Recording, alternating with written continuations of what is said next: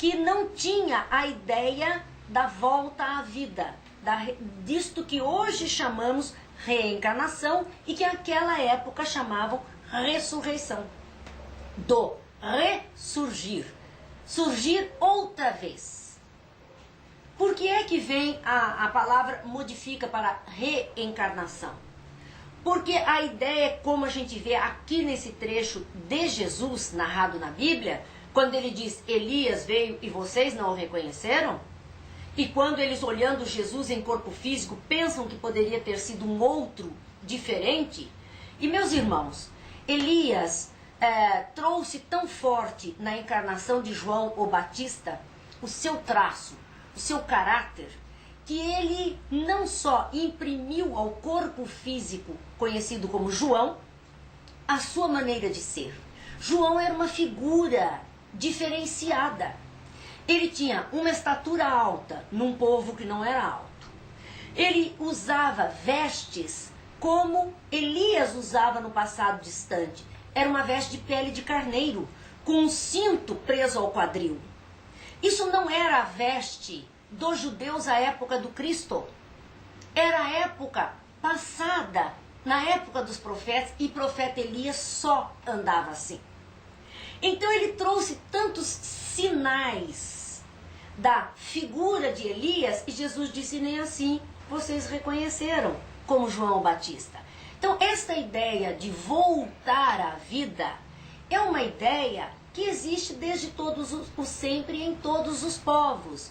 Embora povos pensem na metempsicose, a Índia assim pensa, que um ser humano poderá reencarnar, e para quem está seguindo aí a novela Caminho das Índias, tem ouvido muito isso, tem assistido muito sobre isso. Reencarnar num mosquito, num animal qualquer, na vaca, que tem como sagrada, ou um macaco. Então eles pensam a possibilidade da volta e não necessariamente em corpo físico. Nós, espíritas, adotamos o nome para este fenômeno, reencarnação. Voltar à carne. Há outras tantas carnes que nos forem possibilitadas, invólucros corporais. E como, para voltarmos ao invólucro corpo físico do homem de hoje, estruturas cerebrais e psíquicas foram criadas pela espécie humana nas mutações sucessivas que os organismos vêm sofrendo. Então, para nós, espíritos que hoje estamos, eu aqui num corpo de mulher, José Maria aqui num corpo masculino, com esta aparência que vocês nos veem, não somos isto que vocês veem, e nem vocês são o que cada um de nós consegue ver. Nós somos muito mais do que isso. Essa é a minha expressão física, é o meu fenótipo para esta encarnação. Em cima de um genótipo que me foi dado pelos meus pais. E é por isso que o meu corpo assim se formou. Mas existe algo que não é pensado e que nós poderíamos criar um novo nome, um neologismo, o espiriótipo. O espiriótipo. O espiriótipo. Qual é a formatação do espírito que está habitando este corpo ou este corpo? Esse é o espiriótipo. Nós vemos o fenótipo, a aparência. Trazemos internamente o genótipo, que controla nossas doenças, nosso estado de saúde, as nossas estruturas orgânicas. Mas o espiriótipo? Quer dizer, esse espírito que está trazendo de longa data informações. Ele já vem de longa data. De longa data. Então, desde o início. A reencarnação é para o espírito, que traz a sua bagagem ao longo dessas vidas. Por conta de o espírito gerenciar o genótipo e o fenótipo que constitui o corpo, não há como o espírito conseguir vincular-se a estruturas menos complexas que esta. Então, corpo animal para nós, nunca mais. Já passamos pelo reino animal como princípios inteligentes. Mas não dá para voltar, porque aquelas estruturas psíquicas e orgânicas, cerebrais, físicas, não nos permite um encaixe perfeito do corpo espiritual de que somos portadores. A questão, reencarnação e ressurreição. Hoje, nós poderíamos falar de ressurreição como antigamente dizia que era a volta dos que não foram. E nós podemos repetir isso. A ressurreição se aplica à volta dos que não foram. Aqueles que, em definitivo, não houve a morte física e, portanto, não foram ao mundo espiritual. São aqueles que passaram pela experiência de quase morte. Esses ressuscitaram. Por isso a gente vê o relato de Jesus que ressuscitou Lázaro. Isso eu ia te perguntar e eu vou completar a pergunta de Lázaro, porque foi uma pergunta que também foi feita. A pessoa diz o seguinte: Jesus ressuscitou Lázaro. Sim, ressuscitou. Mas ele nunca mais voltou, nunca mais se falou de Lázaro. Então ele já está ressuscitado, ele não vai ressuscitar mais. Esta pessoa me argumentando, né? Quer dizer, aí você coloca essa ideia, veja, por como que foi que aconteceu isso. A ideia não é minha, a ideia está na Bíblia. Conta-se que Lázaro morrera.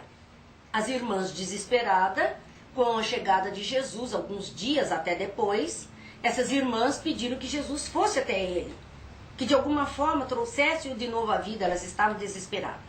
Jesus, num dos seus discursos, ele fala muito claramente: eu não vim destruir a lei. Eu vim dar continuidade a ela. Fosse a lei que gerenciava o comportamento do povo judeu, que está na Torá do Antigo Testamento, ou fosse a lei de Deus, que Jesus cumpria fielmente, ele disse: eu não vim destruir. Ele não poderia abrogar a lei. Ele não poderia ir em contrário com esta lei, porque são leis que regem todo este universo. O que aconteceu? Ele adentra aquele sepulcro, e entenda, sepulcro, à época de Jesus, não era colocar sob a terra e derramar terra sobre aquele corpo. Não era isto. Eram cavernas. Dentro haviam aparadores, pedras, lápides, onde o corpo do morto, envolto na mortalha, naqueles lençóis, era depositado. As cavernas, por si só, elas têm uma temperatura mais amena do que o lado externo, do que onde o sol bate. Elas têm até uma certa friagem, uma certa umidade. Nós poderíamos, sem medo de errar, dizer que Lázaro quase que fora colocado em uma câmara frigorífica. O corpo físico estava parado. Agora, meus amigos, hoje nós temos aparelhos nos hospitais que detectam a morte cerebral. Não basta parar o coração, não basta parar os pulmões de buscarem o ar, de trabalharem o ar. Não basta. Não basta parada de órgãos. Muitas vezes a pessoa está com falência múltipla de órgãos, porque um órgão vai falindo, o outro também, e a morte vai se estendendo, a morte dos órgãos, até que o corpo físico inteiro para. Mas a última coisa que para é a atividade cerebral.